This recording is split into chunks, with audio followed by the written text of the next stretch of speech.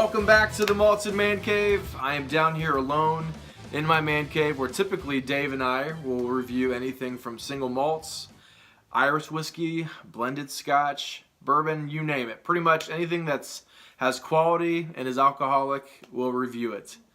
Unfortunately, Dave is unable to make it this evening, but as I said in my last video, the show must go on. Tonight, I'm going to be reviewing Springbank 15. As you guys know, Springbank is one of my favorite distilleries. So, a little bit about Springbank, and I've kind of covered it in length in many of my other Springbank videos, but Springbank is one of the few family-owned distilleries that was founded in, I believe, 1828. It's located in Campbelltown, which is on the Kintyre Peninsula.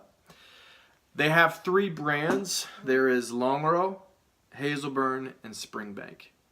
You know, Springbank is kind of the lightly peated expression that they do. Hazelburn is unpeated and distilled 3 times, and Olorosso is distilled 2 times and very heavily peated.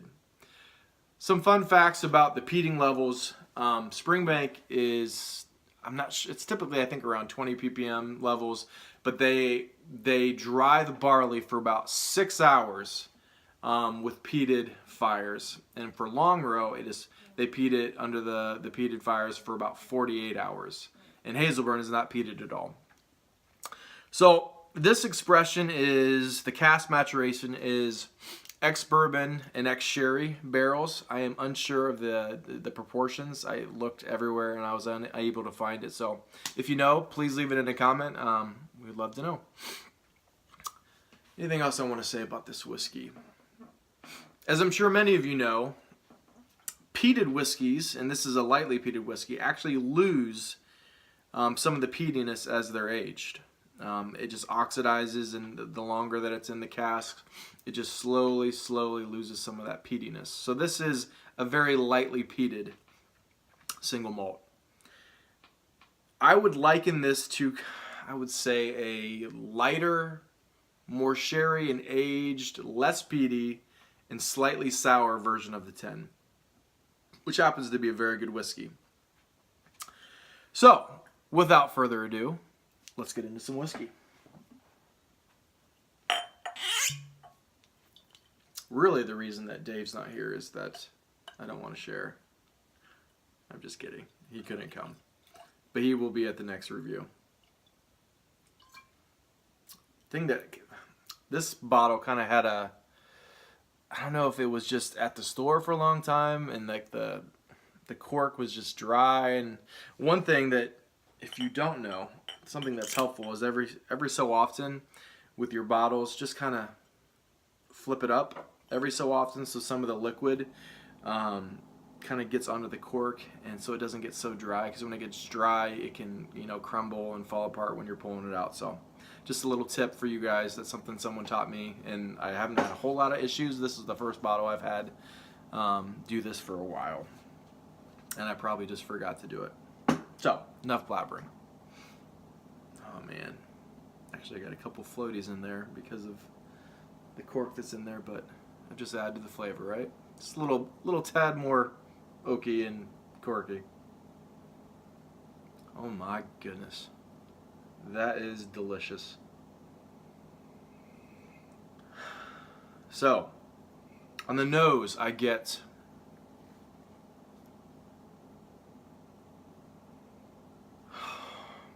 starts with sweet and sour.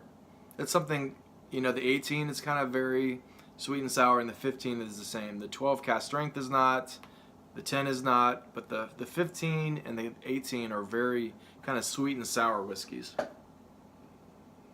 I don't really get the vinegar, the salt and vinegar like I get in the 18 with this 15, but it's just got this sour, almost, no, there's no vinegar in it. So it starts with sweet and sour and then goes into lemons and limes, which I happen to love limes. Menthol, garden herbs, and actually Tutti Frutti bubblegum. I'm not sure if Tutti Frutti bubblegum is popular in other parts of the world, and actually it's not even that popular in the States anymore. I don't really see it a whole lot, but Tutti Frutti bubblegum is what I get on the nose. Biscuits, butter and honey like I typically get, you know, that oily biscuity notes that Springbank is just typically always has. A little bit of light tea, not a dark, not a strong tea, just real light, subtle tea. Sherry and raisin notes with a touch of that beautiful salt and brine. Onto the palate.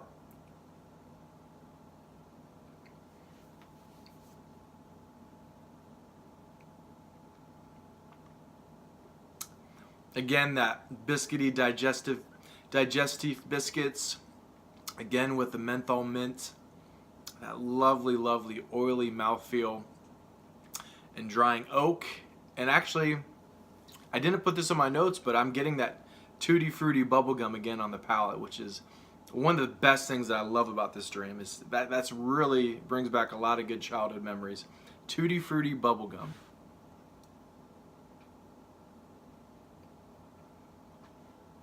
Again on the palate, there's not the lemons, but there is that slight sour lime note with a little bit more of that, you know, sherry raisin influence that you can tell there. It's not real strong, but it's definitely there.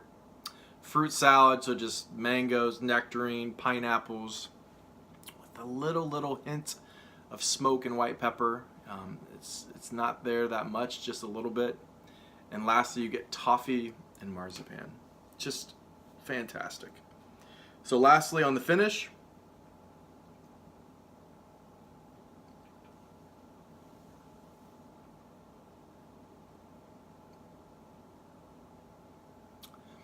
you get that awesome sour lime notes, fruit salad, a little bit of toffee, vanilla, marzipan, and again, actually that tutti fruity bubblegum. This is a fantastic dram. I do like the 18 better. I do like the 12 cast strength better, but I like this better than the 10. So, Malted Man Cave Mark is a 90 out of 100. It is delicious stuff, and it's pretty good. It's not really that expensive, at least where I have been able to find it. I think it's 110, 120, maybe a little less. I mean, that is expensive for a 15-year-old, but for Springbank, we all know people go crazy for it, and just so retailers know that and they mark it up. But this is an amazing dram. Don't go out and get it because I want it, but if you can find it for a decent price, definitely pick it up. The 18 is better, as I said, so if you have a choice, get the 18. If it's not crazy, like way more expensive, but the 15 is definitely delicious. 90 out of 100. As usual, thank you guys so much for watching. Please like and subscribe, comment.